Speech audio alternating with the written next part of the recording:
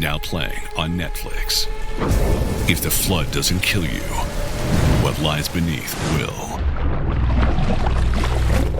When a Category 5 hurricane decimates a coastal South Carolina town, the storm surge brings devastation, chaos, and something far more frightening. Hungry Sharks. Thrash is now playing only on Netflix. Thrash is rated R. No one goes to Hank's for his spreadsheets. They go for a darn good pizza. Lately, though, the shop's been quiet, so Hank decides to bring back the $1 slice. He asks Copilot in Microsoft Excel to look at his sales and costs and help him see if he can afford it. Copilot shows Hank where the money's going and which little extras make the dollar slice work. Now Hank has a line out the door. Hank makes the pizza, Copilot handles the spreadsheets. Learn more at m365copilot.com/work. Hi, I'm Eric Rosenberg from Personal Profitability, and when I'm not busy hustling my tuchus off, I am stacking Benjamins.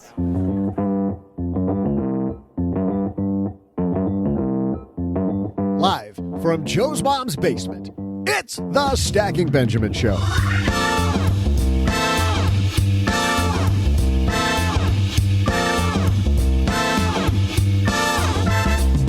I'm Joe's mom's neighbor, Doug, and today I've decided it's time to up my station in life, put my hard-earned degree from Southwest Bahamas State Technical Institute and Beauty School to work, and finally make something of myself. That's why I'm so excited to welcome to the show a guy who went from just over $2 in his bank account to a millionaire in under 10 years, Grant Sabatier. Plus, in our headline segment, a new study shows that the FIRE movement might not be what you think it is. Here with the findings, we welcome a guy you see often on CNBC, from TD Ameritrade, JJ Kinahan. We'll also throw out the Haven Lifeline to a lucky listener, pick out a letter from the mailbag, and still have time for my trivia. And now, two guys who should seriously consider using their degrees a little bit better than they have, know what I mean? It's Joe and O-G-G-G-G.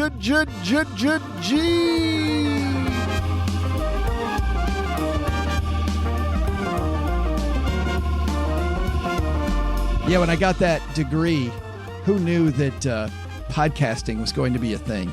Oh, I thought he was talking about like degree antiperspirant. Oh, good point. You could use that better, by the way. Oh, just saying. Nice. I set that one up totally. Just a little. Hey, everybody. Welcome to Showering for the Win podcast. I'm Joe Saul-Sehy, Average Joe Money on Twitter. And across from me, the guy who actually smells delightful. It's fantastic. Thank you. Maybe or maybe not. It's Mr. OG. It's my new essence. It's called the OG. Could you see that being marketed? That would be awesome. Oh, it might get marketed, actually. Trademark. I put TM next to it. It's mine forever. I can just hear the person like with it available at Nordstrom at the end of the commercial. Yeah. The strong scent of sarcasm. Get your free luxury travel kit with purchase today. The thrilling animal smell of bluntness. I don't know. Would it be bluntless of direct feedback on your question to the Haven Lifeline? It's OG. Yeah. And there's pictures of like deer in the woods, like running. From some hunter, some like Fabio looking hunter without a shirt on. Well, obviously. You can't have the shirt.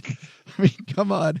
Do you know why Fabio is like one little streak of camo paint underneath my eyes?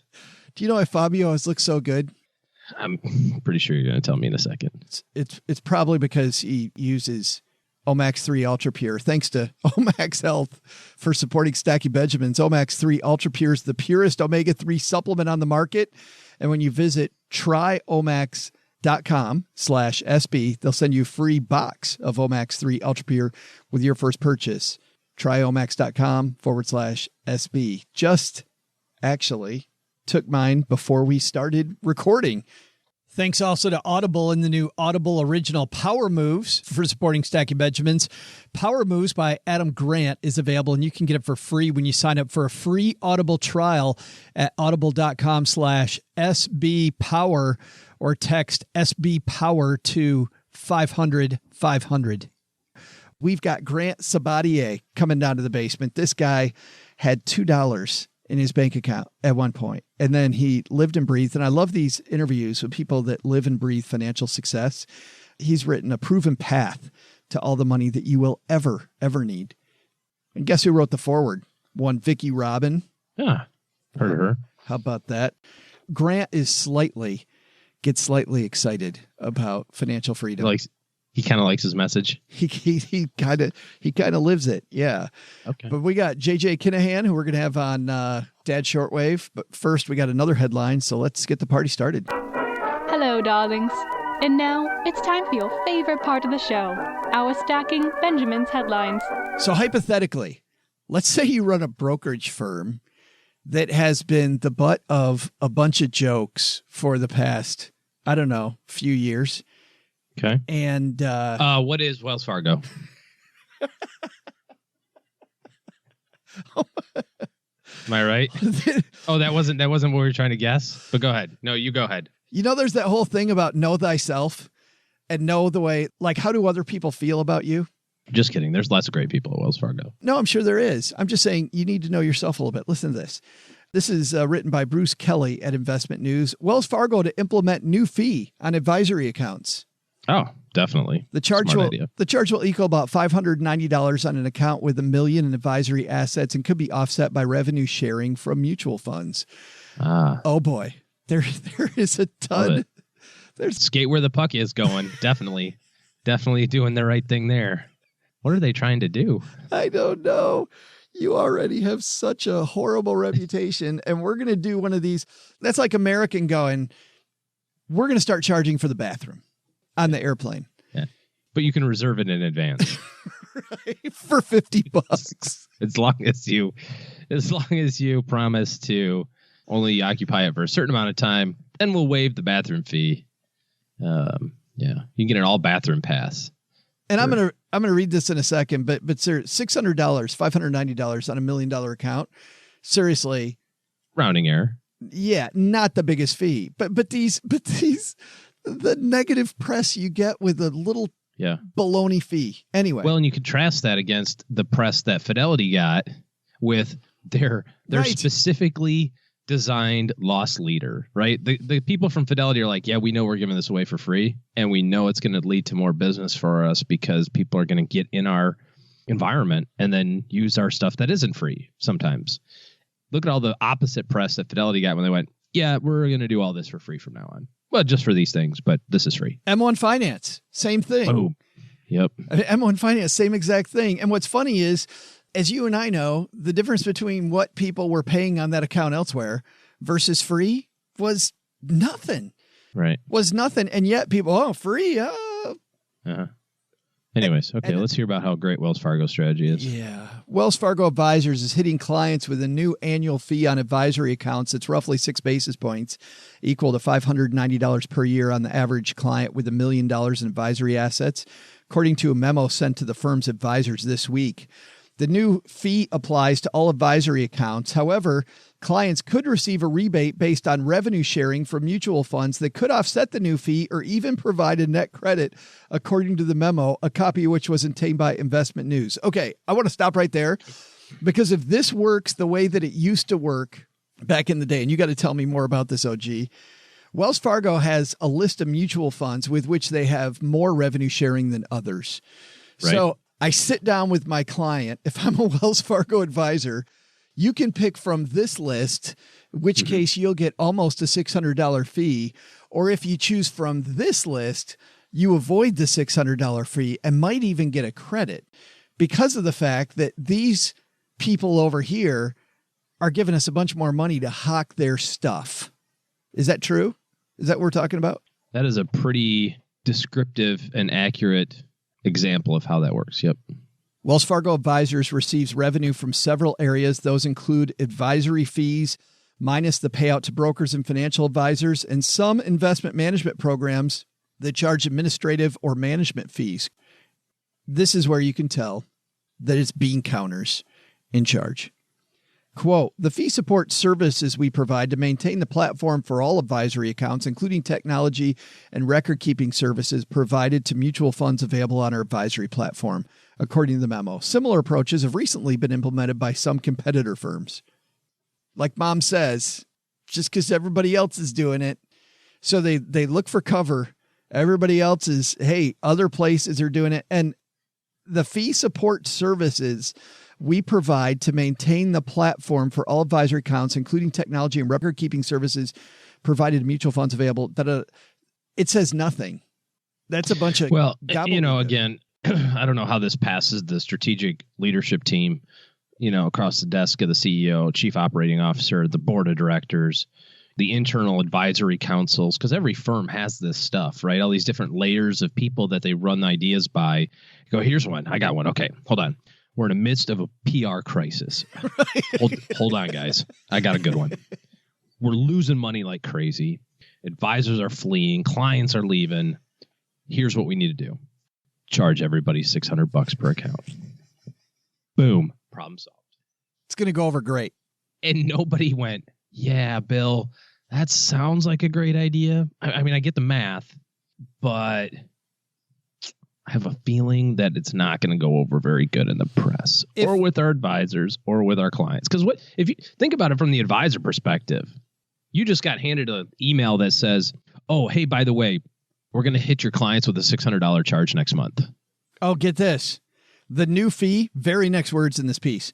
The new fee, which will be charged each quarter, will not be shared with financial advisors, according to the memo. So you just get this memo. Hey, we're charging your people $600 more. And by the way, good luck. We just made it harder for you to market our firm that already has a PR problem. Yeah. But if you get them to move all their stuff into this stuff over here, then you're okay. If you make it look like we're even more non-fiduciary, is there a word for that? It'll work out better for everybody. Yeah. That's a bummer. So if you're an advisor at Wells Fargo and you need an exit strategy, you're listening to this, I can help you with it. OG at Stacking Benjamins. 2 paragraphs down, the fee increase comes at a time when the firm's continuing to lose brokers and report a decline in revenue. This month, Wells Fargo and Company reported total revenue of slightly less than $4 billion at its wealth and investment management group for the fourth quarter. By the way, revenue, for people that don't know what these terms mean, that's just money coming in the front door. That's not profit. So $4 billion. And everybody knows you can't live on $4 billion. That represented a decline of $376 million or 9% compared with a year ago. So they're down 9%. Let's raise fees. Mm-hmm. What could possibly go wrong? And in our second headline, new research from TD Ameritrade, which includes a survey of 1,500 U.S. adults age 45 and older with at least 250,000 investable assets, debunks common myths about the FIRE movement, also shines a light on other realities surrounding the growing retirement movement. And here, the man himself, I see him all the time on CNBC. Now we have him on my dad's shortwave from TD Ameritrade. It's our new friend, JJ Kinahan. How are you, man? I'm good, Joe. I'll tell you, I've done interviews from a lot worse places than a shortwave. So it's a pleasure to be on your show. Thank you for having me. Well, I'm so glad that you're here. But this idea, this financial independence, retire early movement, based on your study, JJ, I think about the movie Princess Bride. And to misquote that movie, the term FIRE might not mean what you think it means. Well, I hadn't put that one together before, but I like that, Joe. As you said, it's financial independence, retire early. And I think the main point that we hope people get out of this and what our survey really showed is it's truly about the FI, the financial independence. Because what the financial independence allows you to do is choose if you want to retire early or not. And in our survey, one of the things we found is those people who do achieve financial independence actually generally tend to keep working for the next 5 years because you get in a situation where it becomes more than a job. It becomes a little bit of a passion and, again, allows you to control your own destiny. And while living on less, JJ, and being frugal can be a part of financial independence, you guys show that it doesn't have to be. No, it really doesn't. What it really comes down to, thinking about investing and investing perhaps in a smarter way that is really the power of dividends, which leads to the power of compounded interest, along with some smart choices on your stocks, et cetera, really is how most people tend to get there. Throw in perhaps some real estate and rental income, et cetera, and it's really a holistic picture. Now, does this mean that you don't have to maybe watch your spending a little bit? Listen, I think anybody who's achieved financial independence in a longer-term situation has done so because they don't have to have the fanciest car. They don't have to have the fanciest house. They make smart choices of quality products, but more importantly, they combine that with a really intelligent investing plan. You and I have been in the vesting community for quite a long time, JJ, and do you think it's as exciting as I do to see these people, a lot of them young people, just saying right from the beginning, I want to take control, I want to become an investor at an early age, and I want to kind of chart my own course? Joe, nothing excites me more. You know, we hear all the time how millennials don't have an interest in the market or in investing, et cetera. And actually, my experience tells me that's not necessarily true. I think people do have an interest, but perhaps their exposure to it has been in a negative point of view. When you start to point out to people, listen, there is a way you can put yourself in a very nice financially independent situation as your life progresses, people have a very great interest in it. And, you know, Albert Einstein, I believe, called compound interest one of the greatest miracles of the world, or one of the wonders of the world. So I'm going to misquote someone just to get on the bandwagon with you, Joe. I think with that, it really helps people to see what they can achieve over a long period of time. It's great, and the greatest advice I think I've ever given to anybody is start as young as you can in terms of just saving some money. And once you get that first job, the 401k plan, if you have a company that matches, if you don't maximize that, it's the stupidest thing you're doing in terms of a future plan. Yeah. Maximize that contribution. If you do nothing but that, you can say, wow, I'm making a good choice for myself and for my family's future. Well, to your point, JJ, while a lot of people that they talk about the FIRE movement, talk about being more frugal, you say that it's a lot. It still has a lot to do with becoming a better investor. And with this market shake that we had in the fourth quarter, what are some things that people aspiring to FIRE have to remember when the market starts getting a little tenuous, let's say? The first thing you have to embrace is the fact that, yes, this has been a very volatile period in terms of what we've seen over the last 5 years. But if you look at the market historically as measured by the VIX, which measures volatility in the market from the CBOE, we're actually at sort of an average volatility. The market does go up and down, although many people haven't experienced that down recently. That all said, the biggest thing you can do is have a plan, have some stocks that you like, and most importantly, what is your time frame on these stocks? People who are in the FIRE movement, you know, having met many of them, one of the things I really like is they talk about having a time frame in mind, and none of them say it's going to happen overnight. They set out on a plan and say, I'm going to save this much money. I'm going to invest in these stocks. I'm going to hold them for this time period. And I think that starting there really helps you. One of the mistakes I see investors make all the time is they say, I'm going to buy this stock and I'm going to get out when it goes to this price. That's wonderful, but also having a time frame in mind and saying, I plan on holding it for 2 years or 3 years unless something fundamental about the company changes. And the other thing, I think one of the greatest pieces of advice that was given to me when I first started many years ago, and I always try to give to everybody, is don't think of investing as an all or none. What I mean by that, Joe, is if you invest some at a price level, save the rest. So if we come down and you still like those same companies, you can buy more at a lower price.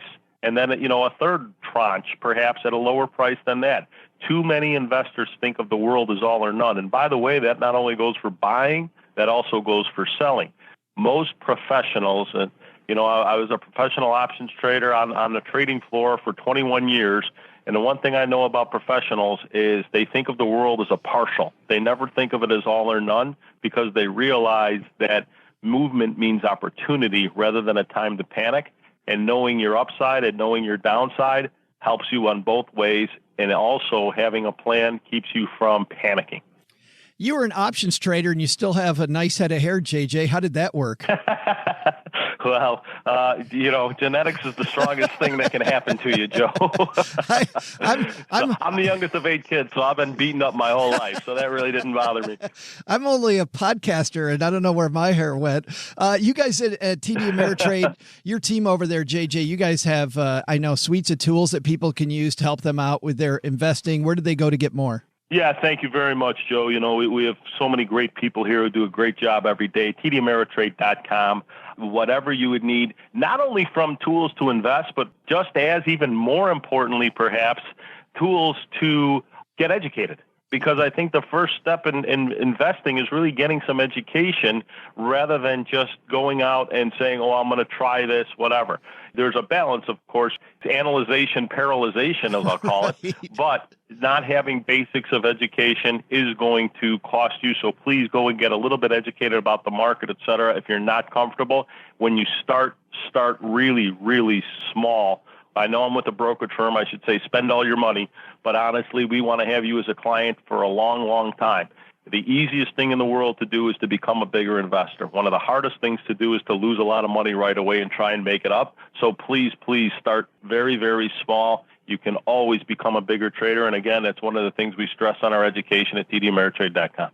JJ Kinahan, Chief Market Strategist for TD Ameritrade. Thanks, man, for hanging out with us for a few minutes today.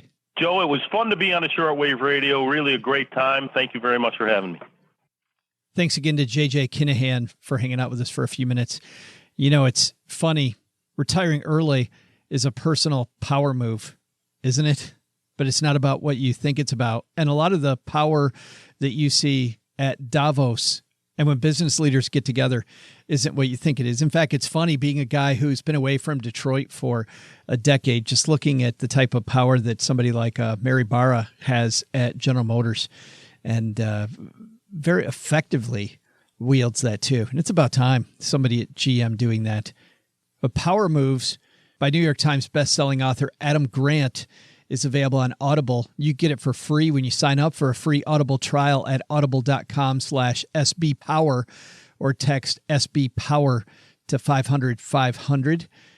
In Power Moves, Adam, who is such a great writer and digs into, this guy does tons of research, digs into the concept of power when he interviews 24 major CEOs and leaders to talk about how power is changing today and the best ways to use it effectively. And you're going to hear not just from Mary Barra at GM here in Detroit, but also insights from leaders like Sheryl Sandberg at Facebook, Satya Nadella at Microsoft, where my son works, David Solomon at Goldman Sachs. In a time of shifting norms and increasing distrust in institutions, Power Moves offers lessons of hope and true stories about how to create positive change.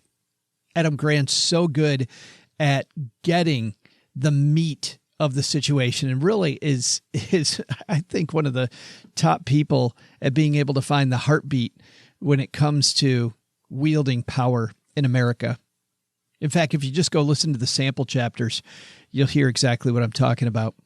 Power Moves by Adam Grant is available now on Audible. Get it for free when you sign up for a free Audible trial at audible.com/SBPower or text SBPower at 500-500. We usually have just SB, but I like this SB Power. Makes me feel powerful. That's audible.com/SBPower. You know, there is a sea change, OG, where I feel like when I started doing media back in the late 90s, early 2000s, all of the advice and people on the radio, whatever, were talking about, you know, being defensive and not letting consumerism enter your life, or not letting consumerism run the day, like, you know, how to clip the right coupons or how to navigate the sales pages. And now I love this idea of rejecting all that and deciding, hey, what's best for me, and start there. Like this idea that we've been preaching for a long time, a begin with the end in mind, about start with your plan. And everybody just goes, that's boring. All of a sudden, that's finally made it to the mainstream with the idea of financial independence. Well, I think it's really important from a financial independence standpoint to actually know what you're trying to get to. That nebulous goal of someday, somehow, I want to have enough money to not have to do this anymore. It's really important to quantify what that is. And a lot of times that number is so big and it's so far away that you look at it and you go, $3 million? Yeah, okay. I might as well just not even try. But then you start dialing back the time frame and you start playing with the assumptions that you have and you realize, oh, well, that's $1,500 a month for the next 20 years or whatever the math works out to be. You still can't have this $3 million goal, or maybe you can kind of have that in the back of your mind. But I think you need a goal for 12 months from now. I think you need a goal in 36 months from now that you just go, okay, well, I'm not going to worry about how to drive my car from New York City to LA. I'm going to try to get from New York City to Philadelphia. That's the thing I need to focus on right now. And once I get to Philadelphia, then I can worry about where I want to go then. Right. Instead of worrying about all of financial independence, I'm going to pay off one of my student loans. Yeah. I've got to build my cash reserve, or I want to max out my Roth IRA this year, or whatever the case may be. Give yourself the step-by-step plan and say, okay, what do I have to do in the next 12 months? It's really amazing. I heard this quote a couple of weeks ago, and I've heard it before, so I don't know who said it originally, but we vastly overestimate the amount of stuff we can get done in the next 12 months and vastly underestimate the stuff we can get done over the next 20 years. I think because we can't understand compounding. Yeah. It's a mental construct that we can't figure out in our brains. So our little monkey brains that we have. So give yourself little steps along the way and go, here's what I'm doing this year, and be okay with it. I think that's definitely lesson number 1. And lesson number 2 from our first headline. When there's an opening in the strategy department at Wells Fargo. A lot of openings. That's our lesson. Unsolicited resumes can be sent to the CEO.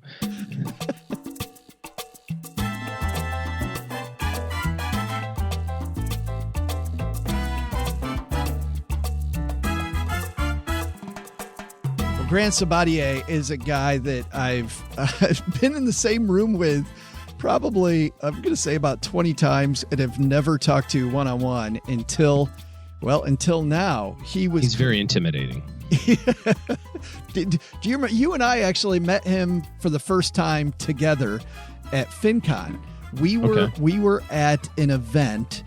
We were talking to Jonathan Mendonza from Choose FI. Choose FI. Remember? Yep. And Grant was talking to Chris Costello from Bloom, standing right next to us. Remember that? Huh. Yeah. Grant Sabatier, called the Millennial Millionaire by CNBC, is the founder of MillennialMoney.com, where he writes about personal finance, investing, and entrepreneurship, and he hosts the Financial Freedom Podcast. Graduated from the University of Chicago, and he's been featured everywhere. But you know what? His biggest moment is that it's about to show up right now, isn't it? It's coming right now. Grant Sabatier coming down to the basement. And walking down the stairs to the basement, it's my new friend Grant Sabatier. How are you, man? What's up, man? It's great to be in the basement. I've been wanting to come here for so long. We have been waiting for you. Like, seriously, Mom's got the cookies ready. Well, you had them, and we are just so thrilled that you're here. And the reason is that we're kind of like, blood brothers in a way. We work out of Mom's basement. You lived with your parents in your 20s. You were the boomerang kid. Yeah, absolutely. I was living with my parents when I was 24 years old, literally sleeping in the same bed that I was sleeping in when I was 7. What did they think? They basically told me that I could stay there for 3 months and they weren't going to give me any money. They were very supportive, but I could see in their eyes that they were very worried, very concerned, wondering what was actually going on. So it was one of those things where I could very easily see that they were concerned. They also said I could only crash there for 3 months and they weren't going to give me a dime. This is a time when a lot of millennials were moving back home with their parents, and the pervasive narrative was like, don't give your kids any money because they're going to stick around forever. And so they were very much like, no money, 3 months. They ended up letting me stay a little bit longer than that, but, maybe a couple weeks. I do not know if they would have actually kicked me out. They must have, though, Grant, if they thought that, or if they said that, they volunteered that information at the start, they must have thought you were going to be a leech. Oh, I don't know if they thought I was going to be a leech. I think they just were setting a really hard boundary for me and even for themselves. They know I'd worked hard, but they were concerned because I'd bounced around 4 jobs by the time I was 24. I was broke, and I had got a good education. I graduated number 2 in my high school class. Like, I wasn't ever kind of a lackey, and they're kind of like, what's really going on here? It was almost like they were sniffing under the surface to be like, is there more here than meets the eye? And I'd sent out over 200 resumes and hadn't gotten a single call back. And I told them that. And so they were like, uh-oh, was that education not worth it? What's the deal here?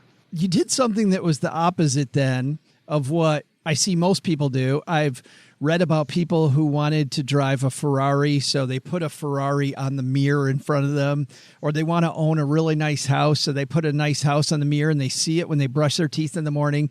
They see it when they brush their teeth at night. What'd you do? You snapped a picture, or you printed out your bank statement to show just how bad it really was? Yeah, August 2010, I was like broke, meaning I maybe had like $300 or $400 when I moved back in with my parents. So I just didn't have enough to pay rent.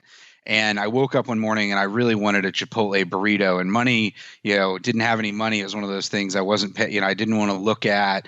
And it was finally, everything came to the end where I looked on my phone that morning and saw $2.26 in my bank account. So I actually got on my computer and opened the account and took a screenshot and immediately printed it. So I went down to my mom's office and pulled it off the printer because I wanted to remember that feeling. And the actual original printout I still have, and it still hangs in my closet. And that's one of the reasons I put it in the book. I was going to say, the actual screenshot's in your book. Oh, yeah, totally. I mean, that was the low. That was the starting point. And I look at it every day still. And I was like, I never want to feel this. I want to remember this feeling. This is my starting point. It's like kind of the before and after pictures maybe you take when you're losing weight. Still trying to lose the weight, but it's just like that. And, what's interesting is I have that on Millennial Money, and I encourage people when they're starting their journey, blank out your information, but send me your screenshot. And I have thousands of them. That's awesome. People starting their journey, and they send them to me, and they're like, I'm negative, but I'm inspired. I'm ready to go. And who knew that I would have some use for that, I love the naked honesty, though, because as you know, everybody thinks that people that write financial books have been great with money all the time. I mean, you have in the screenshot, you have a savings account that says do not touch that you have clearly touched. That's true. I had 1 cent left in that. So you can tell I wasn't doing too hot. How did you? Because in a very short period of time, then you went from that to being a millionaire before you were 30. We won't get into the entire thing because I really want to focus on one chapter of your book, which is about slashing expenses, which is something everybody here can do to some degree. And I thought we'd dive into that. But just very briefly, how did you make the turn? Yeah, so it ended up taking me 5 years, 3 months, and 6 days from that day of that screenshot to go from the $2.26 to $1.25 million. That was literally all I did. Like, people are like, how'd you do this in 5 years? And I was like, it's literally all I did. Like, I wasn't hanging out with my friends, going out for beers or going to sports games. Like, if you were my friend and you wanted to hang out with me, we were making money. That's like how we were hanging out. So I ended up getting out of my parents I did a simple Google search. 2 Google searches basically changed my life. The first one was best money books. And the 2 first books that came up were Your Money or Your Life by Vicki Robin. And the second one was Automatic Millionaire by David Bach. So I ordered both of them. And because Vicki was first, I read it first. I mean, that's just the way the universe works. And that book just completely changed my life.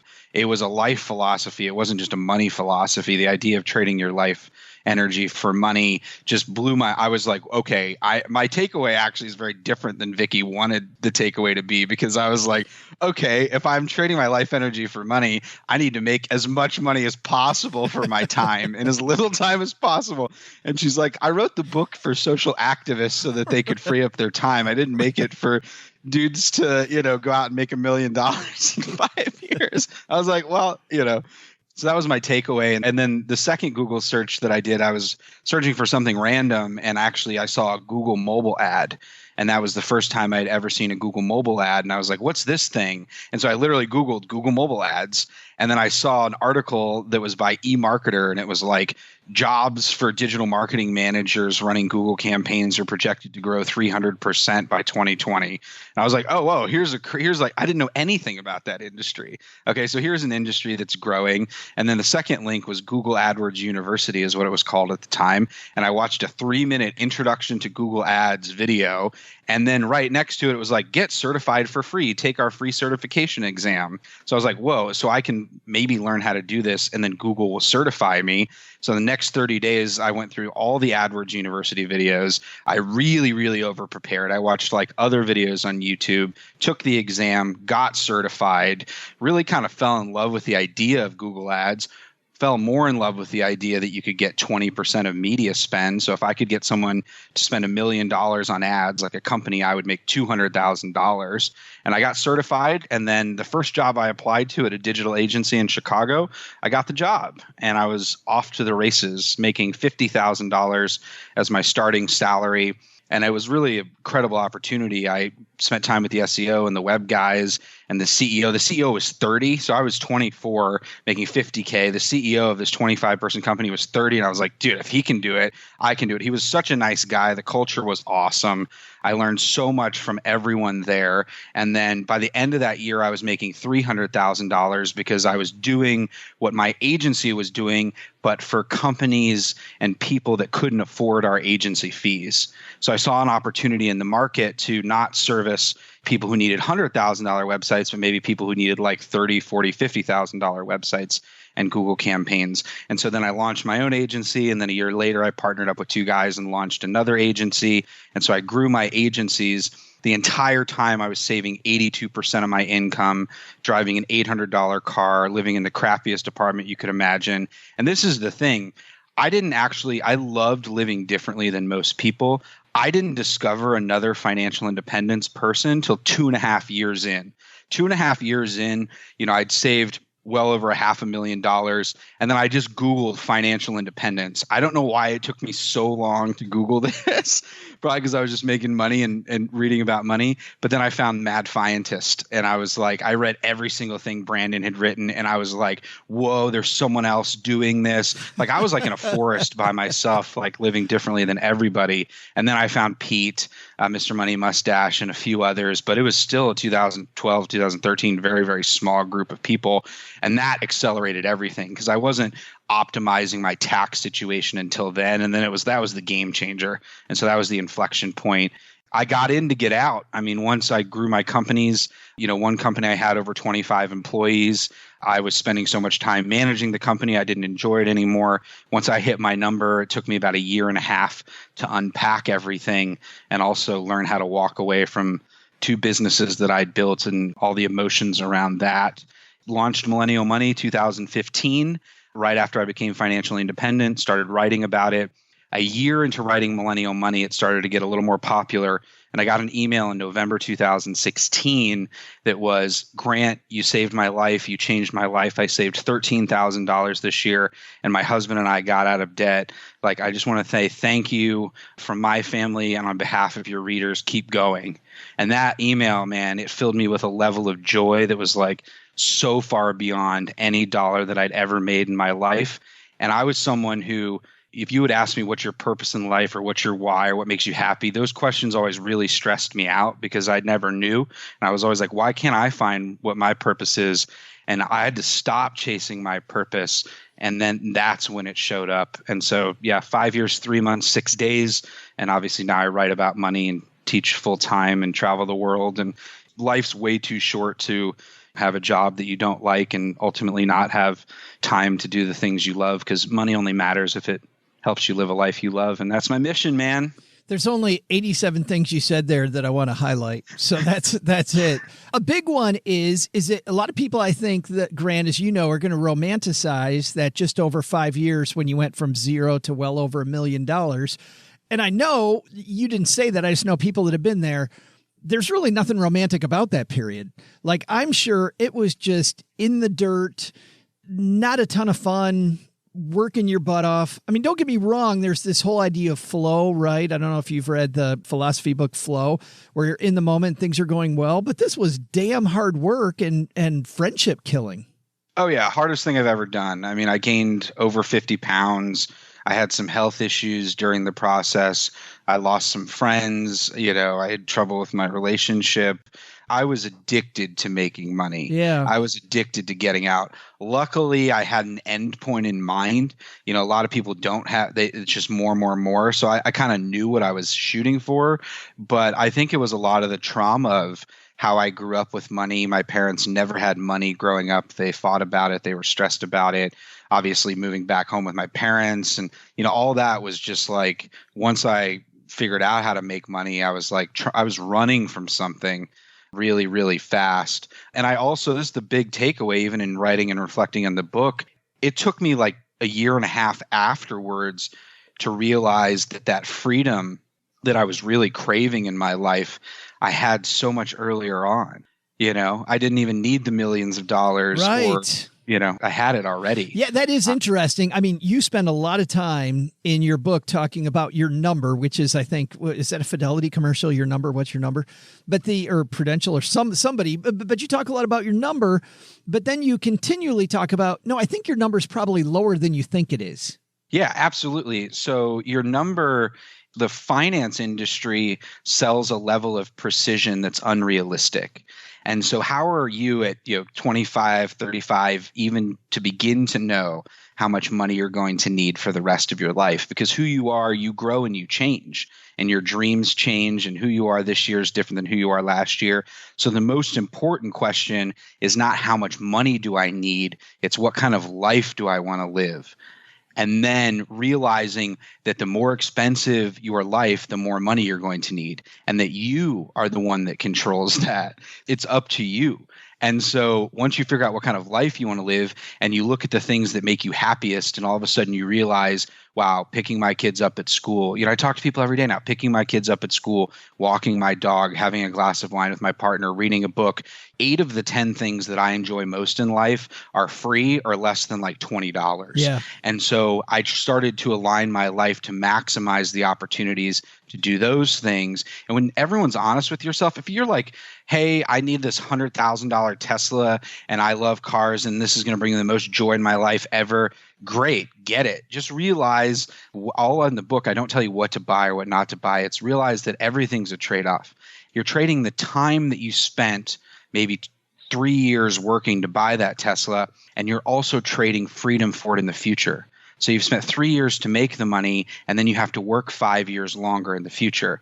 And thinking about money in units of time as opposed to just money, you know, at the end of the day, it's all a trade-off, and you control that. And realize that those things that you were really seeking in your life, if you're honest with yourself, almost every case, it's going to be less expensive than you think. And so it's about being mindful. The other 2 things I didn't want to, and we don't need to spend any time on these, I just want listeners to make sure that this doesn't get pushed under the rug. Number 1, this idea that you didn't know your why right away. And I think sometimes people freak out about that. I know I certainly freaked out about that and thought, man, I'm not really hitting it, but just continually searching for it without freaking out. And sooner or later it hits you, and yours in the form of that letter. I didn't want to let that go. Then the other thing was this underlying current that really isn't the biggest part of your message, I don't think, but is certainly was a big part of your story that you just told me, is a lot about mentorship, like working in the right company with the right boss, and your relationship with Vicki Robin, and, you know, getting to know David Bach, and just this idea of aligning yourself with these people who are going in the same direction. It seems like that's been very powerful for you as well. I'm someone who I realized early on that I'm only happy when I'm growing. And for me, that means I'm only happy when I'm growing. And I have to say, I'm like bad at 98% of things in life. I'm literally looking at an entire pile of laundry that I finished maybe 4 days ago that I haven't folded. That is so me.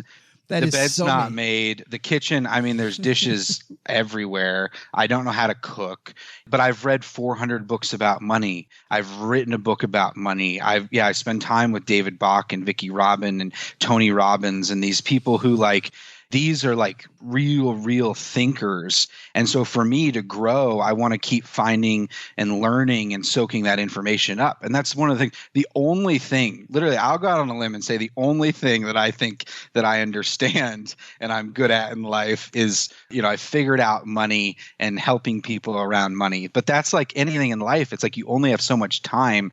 And so I've chosen that to go deep. And so from a mentorship perspective, it's about finding people who also have that vision, are also seekers, and are also really trying to both figure things out and then have pure hearts. And that's one of the things that, Vicki and David share is they have a really big heart. And I know you have a big heart for helping people. And I think that life, like money to me, has diminishing returns. And now I'm at a stage in my life where the greatest joy I get is helping others because, we're all here for such a brief time that everyone deserves a life that they love. And so I like surrounding myself with people who also share that passion. I think that's a great lesson. I was happy to hear, by the way, that you built 2 companies and that when you craved the Chipotle burrito, that there was this big burrito Chipotle lawsuit money that you got. And that's how you got Chipotle. That was a bad joke. Save the hate mail. Let's dive into this. I'm already out of time. We're going to run long here because I want to dive into a few things that are about expenses because you do a great job of you do a great job of a lot of things in here, Grant, but helping people slash expenses. You talk about the only budget you'll ever need, and you go through these big rocks that people should pay attention to. So I want to go through a few of these with you. Number 1 is in housing. You talk about, listen, if you want to reduce your expenses, you want to save more money, housing's going to be the key. Tell me about that. Yeah. So a little quick preamble is that a lot of the personal finance industry that I saw, that I grew up around, tells you to budget. I've never had a budget. Budgets stress me out. They tell you to cut those small things, like whether it's the latte or the glass of wine or the concert tickets, but it's often those small things that give us the most joy in our life. And so the money world's telling us to cut out those things that make us really happy, when in reality, life is about those small things that make you happy. And where you actually save money, you could cut all those things and save 3% more of your income. But 3% more of your income, it's a start. But if you really want to move the needle and get more freedom and money and time and space in your life, you have to figure out a way to increase your savings rate as much as you can. And where you actually are able to save more money is in those places where you spend the most money. The average American spends about 70% of their income on housing, transportation, and food. And housing is one of those things where we're taught to get the nicest apartment and Lux this and Lux that and get a gym and all these things. But in reality, that is where you're going to save the most money. And this is something about life. Nothing is forever. And so you can live, if you move from a $1,500 a month apartment to a $700 a month apartment, yes, it might not be as nice. It might not be in as good of a neighborhood. It might not have all the perks. But just doing that for like 3 or 4 years could set you up for life. I mean, we're talking like the net impact of that is incredible. Or just getting a roommate for a while. I talk to a lot of young couples and they've got these 3-bedroom apartments and they're like, oh, well, that's our study and that's our guest bedroom. And it's like, okay, all right, you got a laptop, work at the kitchen table, rent out that room, whether it's on Airbnb or someone, oh, well, who are we going to rent it to?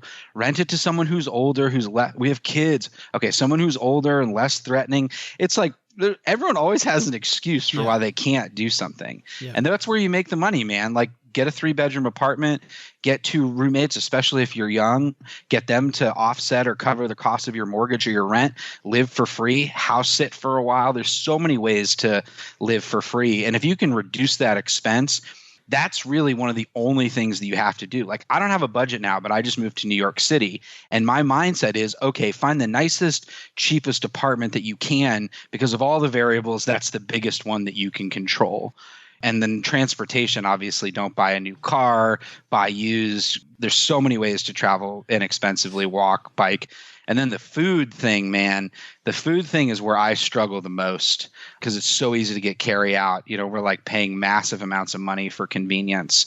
But, you can break it down. I helped a family recently. I said, okay, send me every single thing that you eat in a month. They're like, oh, we don't know how to save money on food. Most people really only eat 20 or 30 things in a month.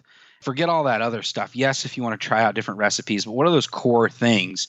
And then figure out the per unit cost of each of those things. And okay, every time I make chili, it cost me $12.30 for my family, and I'm going to make a little more. And, there's so many ways that you can save money on food.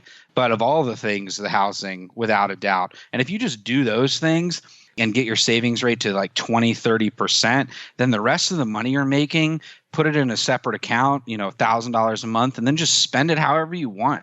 Don't worry about it. And that's the thing. Budgets, I believe, reinforce a scarcity mindset and often focus on those things that end up not moving the needle and really having as big of an impact over the long term. You do go into the weeds in some of these. I mean, and how to live rent free when you talk about house sitting. You talk about websites like Trusted House Sitters USA, House Sitters America, House Cares, Nomador, and Mind My House. You can actually buy food at Whole Foods and spend less than you would at Costco. So you can still shop where you want to shop if you do what you just mentioned and buy in bulk. I mean, it isn't so much about where you shop as how you shop. Yeah, and eat less meat. More vegetables. This is the craziest. This is one last story. New York City, I was like, oh, it's going to be so expensive. New York City is by far the cheapest place to buy food that I've ever lived. I love raspberries. I almost eat them every morning. And you can buy a thing of raspberries at the grocery store for like $6. You walk like a block and a half down and there's a guy on a corner selling the exact same thing, 2 for $3. And it's just like walk the extra block and a half. And that's what I encourage people in New York. It's like, scope out the 4 or 5 block radius that you live around and walk around and look at people selling food on the corner and find the staples. Like you have to pay a 400% markup to buy a banana 10 steps away in the grocery store that this person is selling over here. It's incredible. And people do it, man. They walk in the store, they walk past the $1 raspberries and they buy the $6. And it's like, oh, well, that's like completely representative of what's wrong in our country. Right. But I mean, I'm thinking about Len Penza, who always talks about the most expensive price you pay in a grocery store is when they cut your food for you. Like you get the watermelon pieces instead of the watermelon. You get the price that a grocery store pays to cut your food ahead of time is enormous when there's, put on some Pavarotti and cut your own food and make it romantic. Yeah, New York City, the interesting thing is like time is people have so little time. And so that little just savings tends to be worth it. And then there's entire economies that are taking advantage of that. Yes. Same thing with like Uber Eats and all these food delivery apps. Like one of the neighborhoods here in New York City, the most popular thing, it's something like 10,000 peanut butter and jelly sandwiches are delivered through this food app every month in this one neighborhood in New York. You're like a peanut butter jelly sandwich and you're paying like 300% premium. Learn to think about money, not just as money, but in percentages and then also in time, because it's that percentage thing. You might look at something, you're like, oh, it's only $1 more, but then you're like, wait, that's 40% more, right. And like, there's some cases like when you're negotiating a raise, always ask for a percentage because then your boss can't tell what they can buy with that. Like if you ask for a $10,000 raise, your boss is like, I could buy all these things with that. If you ask for, a 10% raise, they can't quantify it. On the flip side, when you're actually shopping and trying to save money, looking at the percentages actually when you're comparing two products ends up being even more valuable. That's why cutting food at home, it's like, okay, maybe it's worth $2, but is it worth 300%? Yeah. I mean, case in point, the discussions everybody's having right now about Netflix, right? I mean, Netflix, hey, they only raised the price a couple bucks, but it's like an 18% pop over what they were charging before. And I think when a company increases their rate on you 18%, you have to think, am I still getting as much joy for 18% more money as I was from Netflix? And for me, the answer is yes. But for a lot of people, I think they're just taking it in stride because it's just a couple bucks, big deal. But people couple buck you to death. Yeah, you got to take a Netflix fast. That's one of the things that I try to do is take like 30 days off of it, because actually the average American watches 5.4 hours of Netflix an evening. And so the net impact of that, over an entire month, that's like 150 hours that you could spend starting your side hustle, reading, doing something else. We spend all our time stressed out at our jobs, and we come in and we check out, and then we realize why we're unhappy. When you can spend those 150 hours doing things where you're learning, engaged, and growing. And I love Netflix. I love it. It's meant to be loved. But anything that's meant to be loved that much, you got to be cautious of it. 5 point what hours? 5.4 hours a day. Unbelievable. I mean, I'm so far below that there's somebody doing some serious Netflix who's making up for me. Dude, that's like over 1,000 hours a year. It's just, I can't, holy cow. I mean, there's, yeah, wow. Okay. The book is Financial Freedom. You and I could talk all day. Financial Freedom, a proven path to all the money you'll ever need. Forward by this crazy woman, Vicki Robin. I say crazy in a very adoring way. Where do we get it, Grant? This is available everywhere, right? Yeah, available, worldwide. Just search Financial Freedom on Amazon. It's the bright blue book, financialfreedombook.com. It has links to a ton of different places to buy it. Go and support your local bookseller if you can. Ask them if they don't have it, they'll order it for you. Keep them all afloat, and available on audiobook everywhere as well. So just really, really excited it's everything that I think, in my opinion, someone needs to know about money. I try to pack it all in one book. Those books that are one idea and a lot of fluff. I tried to go really hard on this. You might have to read it a couple times. No. This is if somebody wants the game plan to hack your job, save money faster, cut frivolous expenses that you're not going to care about anyway, and move more toward your dream in a much more intentional way. It's right here. Nice job, my friend. Thank you, Joe. Job well done. Well, it's about time we got you down in the basement. Thanks so much for hanging out with us for a few minutes, Grant. Yeah, this is great. I'm going to go grab some cookies on the way out. Hey, man, me too.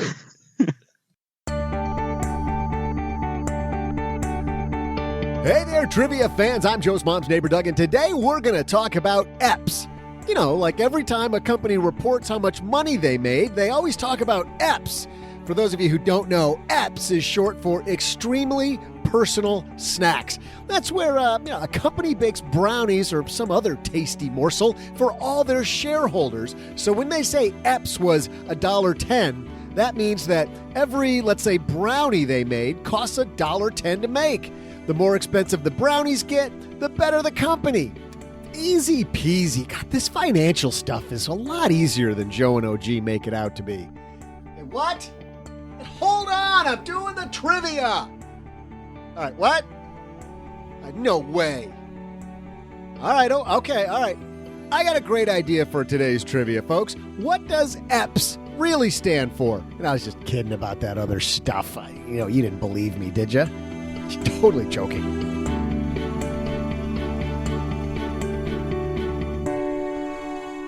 Well, thanks to Omax Health for supporting Stacking Benjamins as I find myself going to the gym nearly as many times as The Rock goes to the gym, minus he goes, 6 hours a day, every day.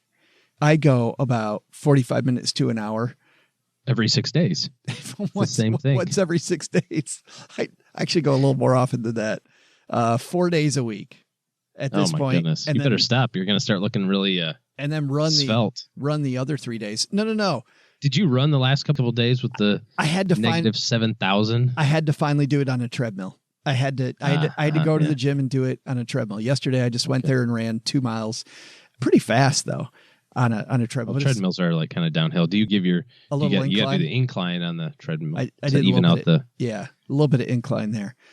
But what's really helped me with the joint pain at 50 years old, Grandpa Joe, is omega-3s. Don't say that too many times. That might actually happen one of these days. What's that? You said the Grandpa Joe thing. You got kids that are old enough to start having kids. Easy with that. That will freak you out, dude. That's gonna be the greatest day of my life. Gonna be a joke for a long time. Want to talk about omega-3s for a minute because Omax 3 Ultra Pure, the purest omega-3 supplement on the market, contacted us about sponsoring Stacking Benjamins. And in case you're unaware, omega-3 has been pushed as one of the healthiest supplements, but many have questioned whether the fact is too good to be true. Well, over 75% of Americans don't get enough omega-3s in their diet. Apparently, I was one of those people because the second I started taking the Omax 3 Ultra Pures, like the joint pain went away. So I guess I could have either eaten a pile of fish or taken my Omax omega-3s. But anyway, over 75% of Americans don't get enough, and you're probably one of them like I was. So let me tell you why they're so important. They alleviate joint pain, inflammation, muscle soreness, and make you feel your best, especially post-workout. You and I both listened to an interview recently on the Tim Ferriss podcast with LeBron James, and all they talked about with LeBron and his coach, and I found this incredibly interesting, was recovery. Recovery. Yep. And I'm also reading about the Golden State Warriors. That's all that Seth Curry worries about. With the number of times he's been injured, always worried about post-workout recovery, because that makes the next workout go smoothly if your recovery goes well. They can also improve mood, focus, and memory, boost brain and cardiovascular health. Man, you could use that, some brain boost, plus more. And you're you're also probably wondering what else makes Omax 3 different from other supplements. Omax 3 Ultra Pure is almost 94% pure omega-3 fatty acids. It's the purest concentration on the market. Leading store brands only contain about 30%. Omax has a patented EPA to DHA ration of 4-to-1. I don't have any idea what that means. Do you know what EPA to DHA ration is? No, it sounds really important though. It totally does. And I think there's somebody out there that goes, oh yeah, that's big. Specifically engineered for inflammation and joint pain, Omax Ultra Pure goes through an intense distillation process in Europe to remove saturated fats, toxins, and PCBs. So you're left with ultra pure omega-3 fatty acids. It's clinically tested, certified, and sustainably sourced, so it's safe for you and your family. So whether you're an athlete, student, busy parent, this is my favorite line in this whole thing, a gamer, or a working professional. If you're a gamer. I had a hard night of Call of Duty last night.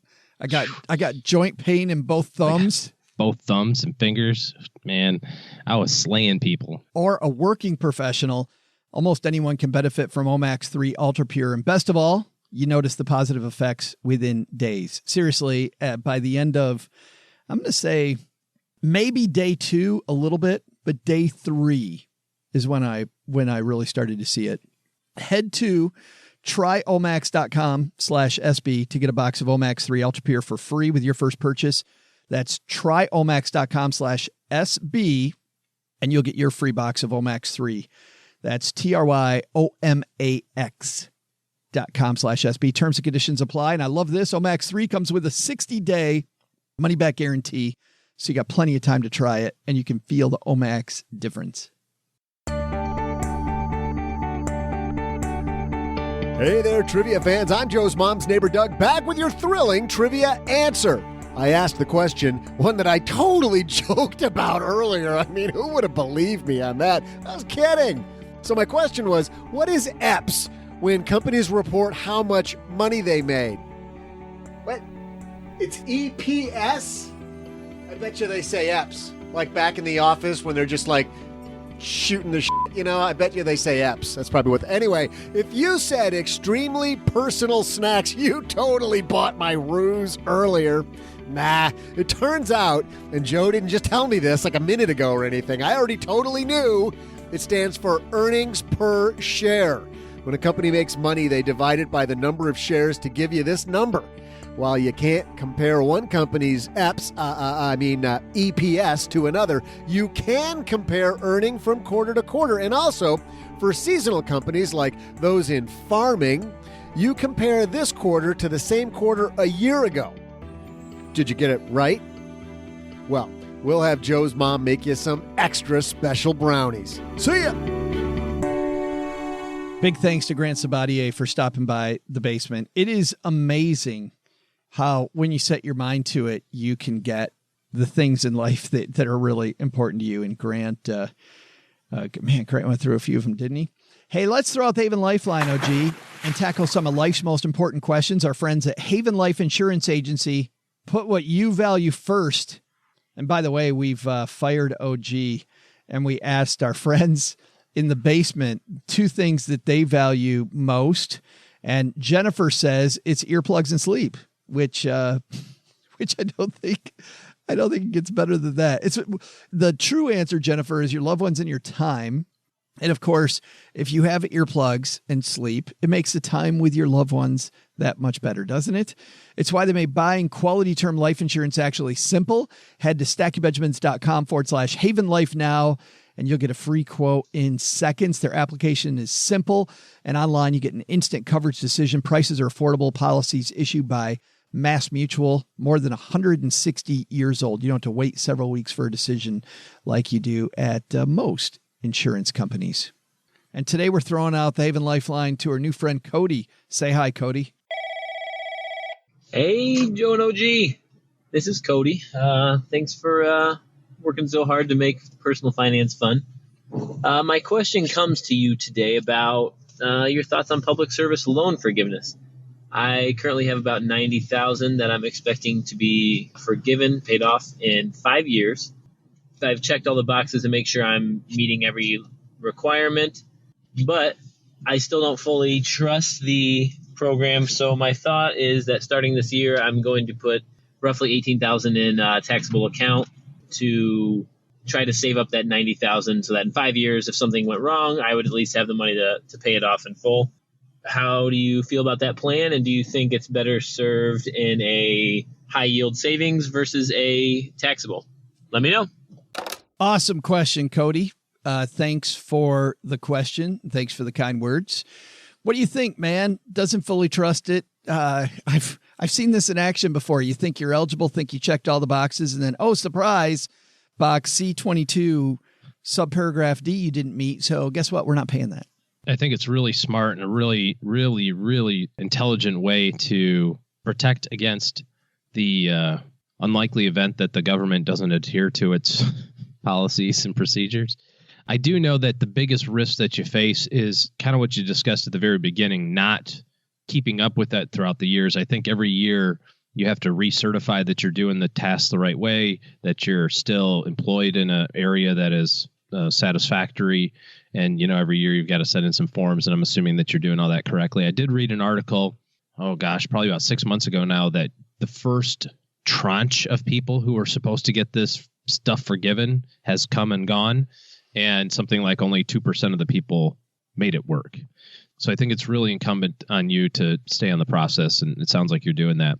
The idea of setting the money aside is also super responsible because, like you said, if all of a sudden they come up and say, psych, just kidding, we're going to charge you anyway. Gosh, I think it's such a great idea to have that money set aside in advance. So where you put it, I think, is kind of immaterial.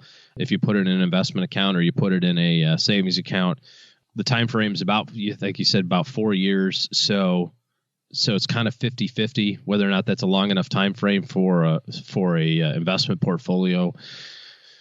I'm a little bit more risky personally. I would probably put it in an investment account and just be okay with the fact that if it does blow up in my face and the market's down 20%, I might only have 70,000 instead of 90,000 to throw at the thing. But if you're a little bit more risk adverse and you want the guarantee of the money being there, go ahead and put it in the savings account. But for me, I'll take the risk and say, two bad things have to happen for this to blow up in my face. One, they have to back away from the payoff plan in 4 years, and the market has to go down a whole bunch. So, while it would suck if both those things happened, it's, not the end of the world. So I would probably put it in a diversified portfolio and get a 4-year head start on my investment plan. Yeah, especially if you think there's a 85-90% chance that it's not going to happen. I mean, this is probability risk management, classic risk management scenario. And so I think about taking advantage of this, OG, from another perspective. I like the idea of make this money work for you in other ways. I mean, I see people all the time that jack up their deductibles, and that's the amount you're going to pay if you have an accident, like a problem with your house on your homeowner's insurance or on your car with your auto insurance, and they jack up their deductibles because they don't have the money for the proper insurance. Those people shouldn't be doing it. But somebody like you, if you're hanging on to all this extra money for something that probably won't happen, but it's a contingency plan, I might raise my deductibles. Now, remember, that's the part that you're going to pay if something bad happens. So think about where you live, your expectation of a catastrophe hitting. but I might, do some self-insurance things too, which will decrease expenses for you because you have this money sitting aside that you didn't have sitting there before that could be used to cover. Yeah, some next level thinking there. That type of stuff. You were looking at me kind of like, what? Yeah, I was just seeing where you're going with it. Yeah. I was actually going the opposite way, which was even if you don't raise the interest rate on the money, use this money in ancillary ways to make money for you, which is become your own insurance company. Like 201. I just answered the 101 question. You're like, watch this. You put a little bam on it. Stay close, grasshopper. Yeah, I guess. Wax on, wax off. That's good. Thanks for the question, Kody. We also get letters down here in the basement. And Colin wrote us a note. Colin says, hey, Joe, an original gangsta. I have kind of a long, drawn-out question. A little about me. I'm 28, married, a Libra. No, I'm kidding. He didn't say in a Libra. But that would be pretty good, wouldn't it? We should have people that write us a letter. They have to put their zodiac sign in the letter. Oh, boy. I'm 28, married, a Virgo. I like walks on the beach. No, back to Colin stuff. 28, married, in the Army with a net worth of about $450,000. I have about $200,000 that my financial advisor manages. And last year, he kind of talked to me about maybe making it into an advisory account to diversify the account more. Last year, I kind of blew it off, but I have a meeting with him soon, so I'm kind of weighing my options. So far, he's got me mostly in stocks at the breakdown of 50% large cap, 1% mid cap, 0.6% small cap, 20% international, 27% fixed income, and 0.6 in cash, which I've made a good chunk of money through all these golden years. The reason why I'm reaching out is with the impending doom that is the next recession. Would it be wise of me to break up the money that are in stocks and go with the advisory account? My goal with this money is super long-term, 20 to 30 years out. So I know eventually after the recession, markets will bounce back, but just wanted to get your take on what your recommendation is. I've been listening to the show for about 2 years, and thanks to you guys, you've really opened up my eyes to the financial future of me and my family. Thanks for all you do. Well, thanks for your service, Colin. Let's talk about meeting with his advisor, OG. I want to clarify a couple things first. I think that the transition that the investment person is talking about has little to do with the allocation and more to do with how they're paid. It's probably in a commission type of account right now where maybe you've paid a commission for the transactions or whatever the case may be. And now the financial person is saying, hey, I've already made all the money I can make on this as a commission account. I would like to move it into a fee-based account.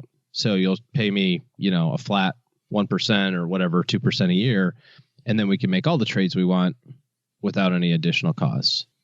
I think that's really, and you kind of seek to clarify that, but I think that's kind of where it is.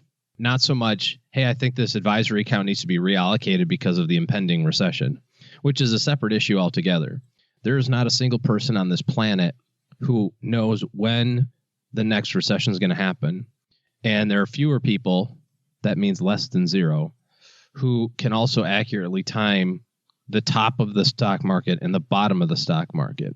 I would submit to you that on Christmas Eve last year, I really find it hard to believe that there would be a lot of people out there going, what would be a great idea right now?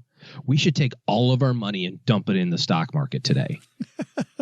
Because that's it's awesome. I've just witnessed the market go down 14% in the last, 12 weeks. You know what? It's Christmas. Let's dump more money in the market than we ever had. Let's leverage it. Let's go on margin. Let's take a HELOC out of our house, put it in. Well, if there are so many people out there who could accurately time the ups and downs of the stock market, there would have been people doing that. And you'd hear about them today talking about how they're up 17% since Christmas Eve. But the reality is that nobody can time that stuff. So if you can't time it in really short increments, you sure as hell can't time it in long term. So my question always is, when will you know that your portfolio is down 20%? When it's down 20%. When it's already happened is when you figure this out.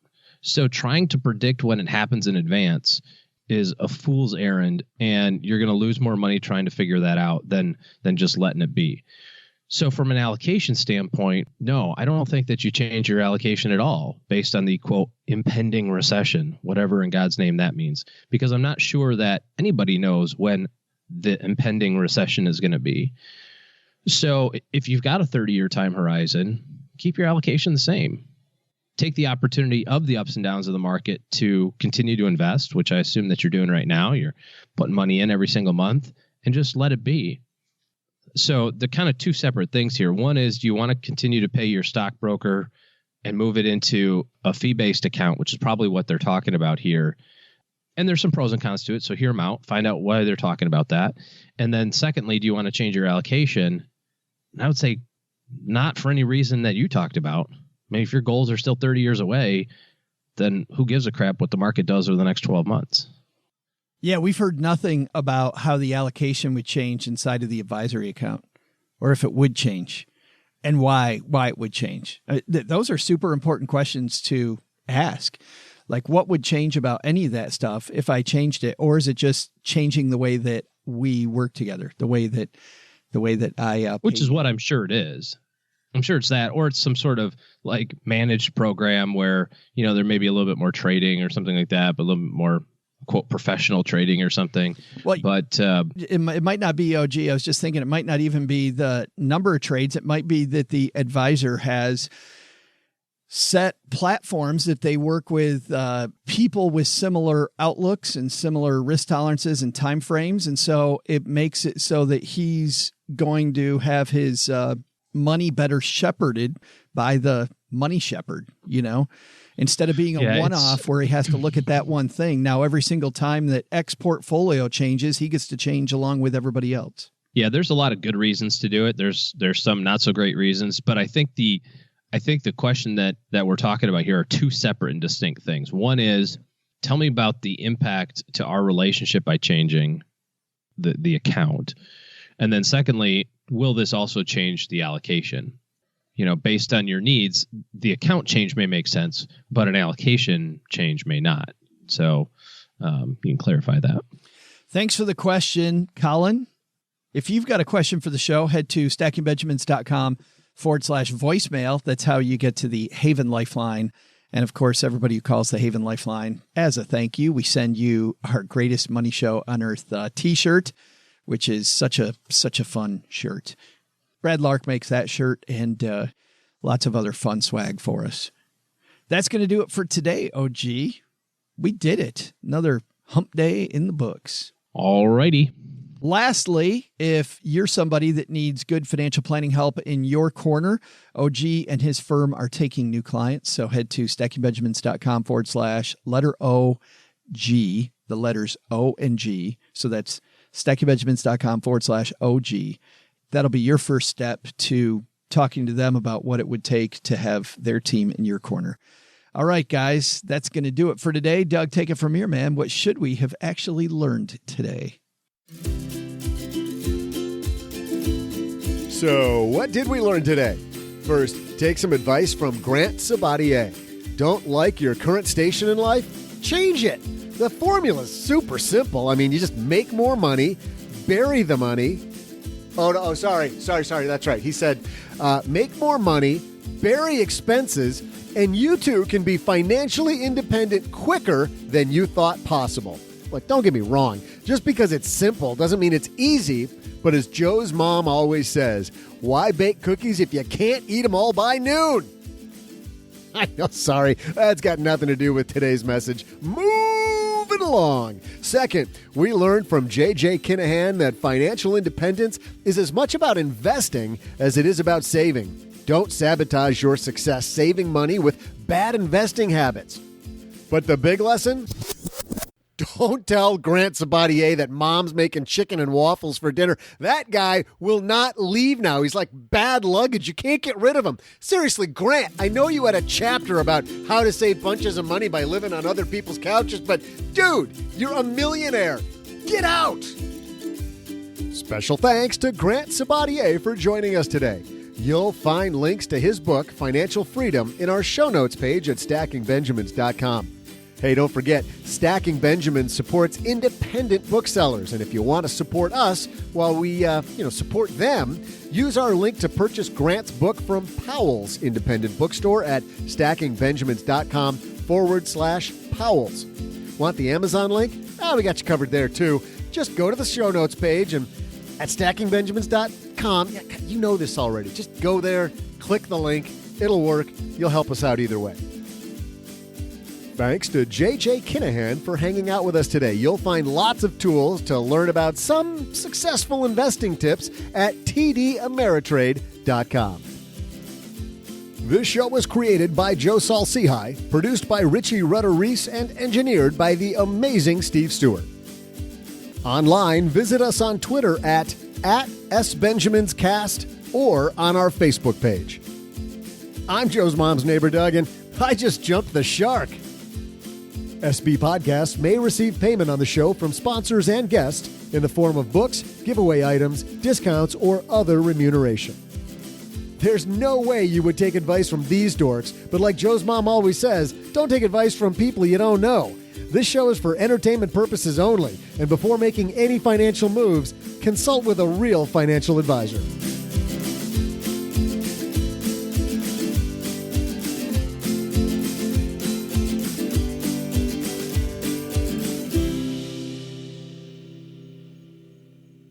Wait! Where are you going? I was going to make espresso.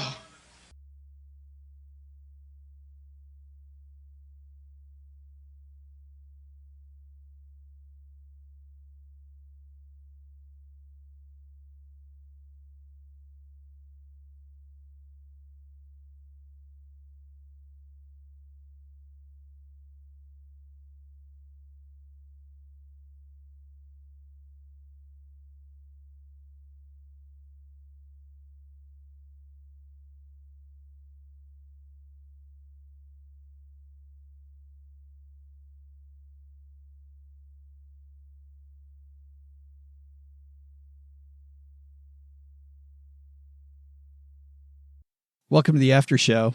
OG just saw this movie that's been out for maybe, I'm going to say, What a while. 6 months, 8 months.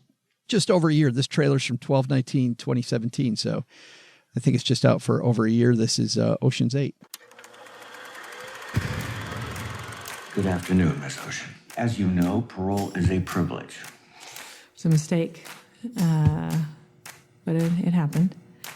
And if I were to be released, I would I would just want the simple life. I just want to hold down a job, make some friends, pay my bills. Even if this was possible, you'd need 20 people. 7 people. Why do you need to do this? Because it's what I'm good at. How long would it take you to make 7 pieces of jewelry? 5 or 6 hours. How long if I told you you didn't have to live with your mother anymore? इसलिए तुम्हारे पास कोई पति नहीं है. Less. What's your name? Name Wall. So I see Sandra Bullock as Debbie Ocean, Kate Blanchett. Anne Hathaway is in this movie. Mindy Kaling is here also. Rihanna, Helena Bonham Carter has kind of a hilarious role as a really bad fashion designer. Where'd you see this one? On a plane? Yeah, I watched it on a plane. Also, Mrs. OG and I watched it for evening. I saw this last year, and I don't know that we ever talked about it. What do you think? After I saw it. I don't think so.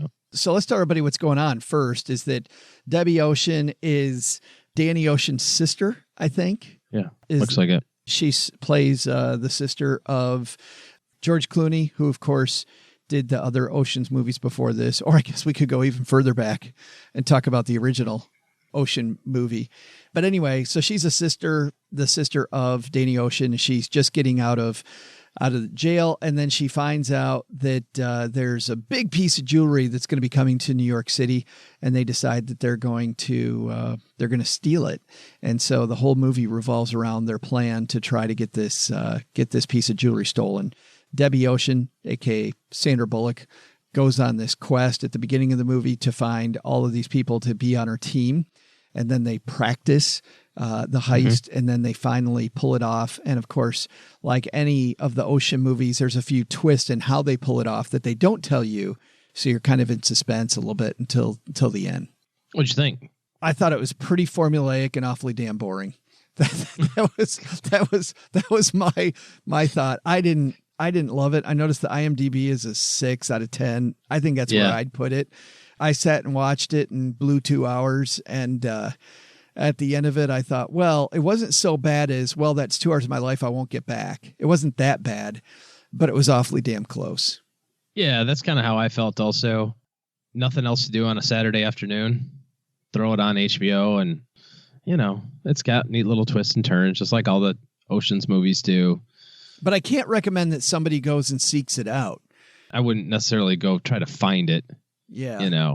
To watch. Yeah, I saw it on an airplane. I think this might have been one of the Ask OG Facebook events where it was just kind of on, Yeah. Had my headphones on. And it probably looks entertaining if you're not paying a lot of attention to it. Well, yeah, I mean, it kind of was. I thought it was kind of entertaining. I like you said, I'd give it a 6 on a 1 to 10 scale. Something that you can throw on, something that you can quasi have in the background. Maybe if you pay attention, you're like, okay, that's cute. I see this cast of characters, though. Helena Bonham Carter, Sandra Bullock, Cate Blanchett, Anne Hathaway, Mindy Kaling, Rihanna. I think that this movie's going to be kind of funny. Acting's going to be really good. I didn't believe Cate Blanchett's character for a second. Like, not for just the way she was dressed the whole time. I'm like, oh, but that's Cate Blanchett dressed all funky and kind of talking weird. I didn't mind it. I think the best part was the very beginning. The very beginning was incredibly funny. And the movie was a slide downhill from the beginning. It makes a bunch of promises it just can't keep. Like the very beginning is like, oh, that's good. Oh, that's good. Oh, I really like that's funny. Okay, yes. That's interesting. And then I wait for more. It's like I wait for more, and it never comes. Yeah, and not this bad. I thought the end where they're doing the heist was that's always the good part. The setup and then how they do it. Yeah, kind of edge of your seat a little bit there at the end. But Ocean's 8. How about that? We pulled one out of the archives for you guys. Ocean's 8. Don't go seek it out.